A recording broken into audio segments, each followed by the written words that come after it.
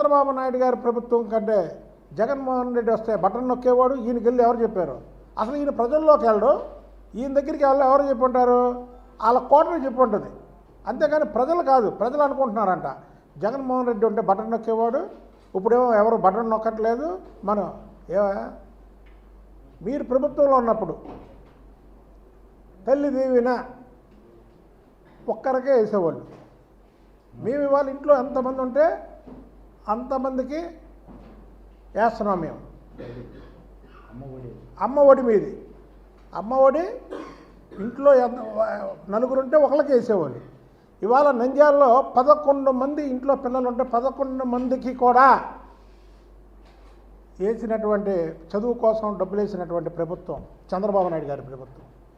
ఇంకేం కావాలి నీకు చెప్పు? ఇంకేం కావాలి? సూపర్ 6 పథకాలు హామీ ఇచ్చారు. సూపర్ 6 అనేది ప్రతిదీ కూడా చేసి సూపర్ హిట్ చేసినటువంటి ప్రభుత్వం చంద్రబాబు నాయుడు గారి ప్రభుత్వం. ఇకపోతే లోకేష్ బాబు గారిని శశిపాలుడితో పోలుస్తున్నాడు. శశిపాలుడు కాదు, కలియుగ అభిమన్యుడు. ఆనాటి భారతంలో అభిమన్యుడికి పద్మవ్యూహంలోకి వెళ్ళడమే కానీ ఛేదించుకొని రావడం బయటికి తెలియదు. కానీ ఈ కలియుగ అభిమన్యుడికి పద్మవ్యూహంలోకి వెళ్ళడం తెలుసు. అందుకనే లోకేష్ బాబు గారు అంటే ప్రతి ఒక్కరు కూడా భయపడుతున్నారు. అంటే చంద్రబాబు నాయుడు గారి తర్వాత చంద్రబాబు నాయుడు గారే ఇక ఉన్నంతకాలం 4 సార్లు ముఖ్యమంత్రి అవడం అనేది రికార్డు. చంద్రబాబు గారి తర్వాత మళ్ళీ లోకేష్ బాబు గారు అన్నాడు. అంటే ఇక్కడ ఎవరికి కూడా అవకాశం రాదు. అవకాశం ఎందుకు ఇస్తారు ప్రజలు? ఎవరైతే మంచి పరిపాలన చేస్తారో, ఎవరైతే ప్రజలను బాగా చూసుకుంటారో, ఎవరైతే ప్రజల గురించి ఆలోచిస్తారో వాళ్ళకి ప్రజలు పట్టం కడతారు. చంద్రబాబు నాయుడు గారు కూడా ఓడిపోయాడు.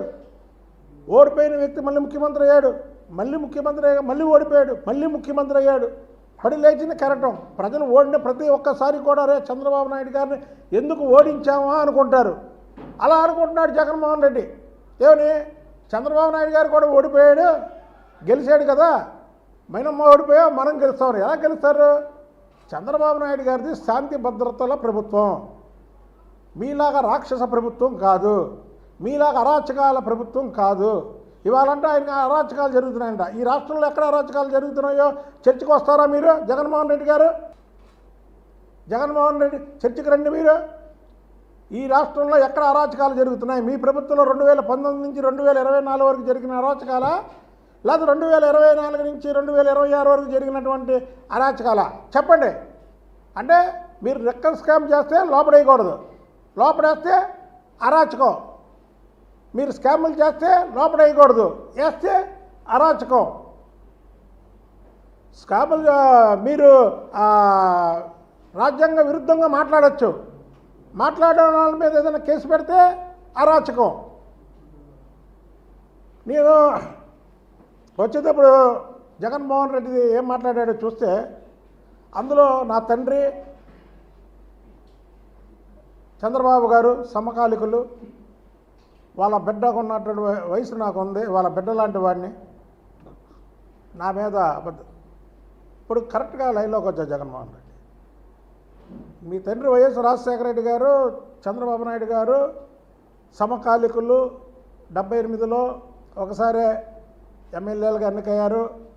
ఇద్దరు కూడా పరస్పరం రాజకీయాల్లో ఉన్నారు. ఒకరు ముఖ్యమంత్రి అయిన తర్వాత మరొకరు అయ్యారు. బాగా ఏ రోజు కూడా వైఎస్ రాజశేఖర రెడ్డి గారు ఇంట్లో వాళ్ళని దూషించలేదే.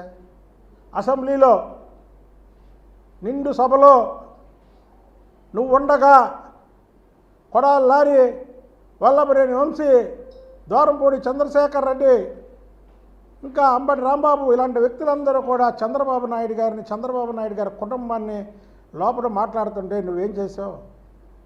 కౌరవ సభలో ద్రౌపది వస్త్రాభరణం చేసినప్పుడు నవ్వుతున్నట్టు నవ్వుకున్నాం. అసలు ఈ రాష్ట్రంలో తెలుగుదేశం ప్రభుత్వం ఎప్పుడైతే ఏర్పడిందో తెలుసా మీకు? ప్రజలు తెలుగుదేశానికి ఓటు వేయాలని ఎప్పుడు అనుకున్నారో తెలుసా? ఈ సూపర్ 6 హామీలు చంద్రబాబు నాయుడు గారు చెప్పారని కాదు. ఎప్పుడైతే దేవత లాంటి భువనేశ్వరి గారిని మీరు అనరాని మాటలు అన్నారో ఆ రోజే తెలుగుదేశం పార్టీకి ఓటు వేయాలని ప్రజలు నిర్ణయించుకున్నారు. సూపర్ 6 పథకాలకు కాదు, మీ కౌంట్డౌన్ ఆ రోజు మొదలైపోయింది. మీ కౌంట్డౌన్ ఆ రోజు నుంచి మొదలైంది. మరి ఈరోజు గుర్తు వచ్చిందా? ఆ రోజు లేచి అరే భువనేశ్వరి గారు నా తల్లి లాంటిది, నా తల్లి విజయమ్మకి ఆమెకి తేడా లేదు, మీరేంటి ఆమె గురించి ఎక్కుతారు అసెంబ్లీలో అని మాట్లాడుంటే ఈరోజు నువ్వు వైఎస్ రాజశేఖర రెడ్డి, చంద్రబాబు నాయుడు గారు సమకాలికులు, వాళ్ళ బిడ్డ లాంటి వాడిని అని అనొచ్చు. ఆ రోజు లేదా?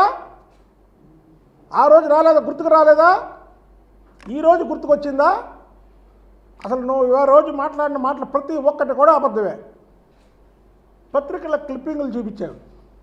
నిన్న కాక మొన్న ఒక పత్రికలో నీ సాక్షిలో ఏ రాశారో చెప్పండి. నిన్న కాక మొన్న ప్రభుత్వ భూమి అన్యాయంగా ఇచ్చారని అబద్ధపు వార్త కాదా? ఇందులో అబద్ధపు వార్తలు రాశారా? నువ్వు చూపించిన 2 పత్రికల్లో, నువ్వు చూపించిన మీడియాలో తెలుగుదేశం పార్టీ ప్రజాప్రతినిధులు తప్పులు చేసినా సరే వస్తాయి. ఛాలెంజ్ చేస్తున్నా, చర్చకు వస్తారా? నేను చూపిస్తా.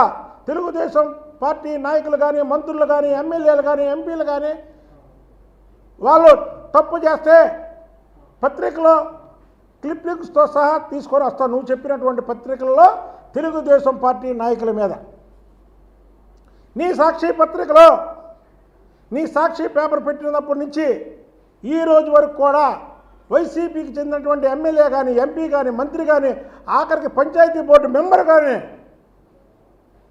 ఎవరి గురించైనా చిన్న నెగిటివ్ వార్త వచ్చినట్టు చూపించే దమ్ము మీకుందా?